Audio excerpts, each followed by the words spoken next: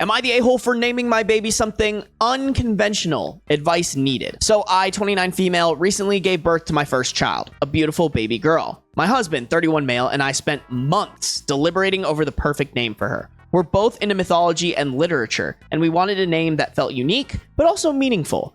After a lot of back and forth, we settled on Nyxerin. It's a combination of Nyx, the Greek goddess of the night, and Irina, which means peace in Greek.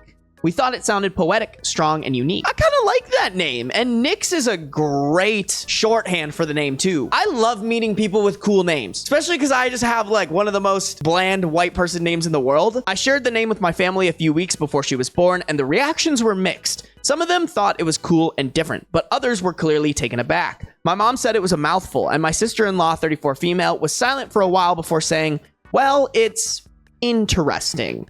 The real drama started at a family dinner after the baby was born. My aunt, 62 female, who was never shy about her opinions, asked me what we ended up naming our daughter. When I told her, she immediately burst into laughter, like a full-on cackle. I was taken aback and asked what was so funny, and she said, "You seriously named your kid that? Poor child, you've practically cursed her with that name." Drop the aunt's name. What is it? Is it Susan? Like, I guarantee her name is something stupid. I tried to keep my cool and asked what she meant. And she went on a rant about how Nyxerin is a made-up weird name and would just make my daughter's life harder. She said that she would be bullied in school, that no one would ever spell it right, and that we were trying too hard to be unique. She even went so far as to call me selfish for giving her a name like that and said I was setting her up for a life of frustration. I mean, but you could say that almost about every name. Here's the thing, chat. I only agree with that if the name has something very obviously that you could bully them for. Like, fun fact about me, my parents almost named me Luke, but then at some point they realized that Luke Sarbacher sounds a lot like Luke Skywalker, and they were like,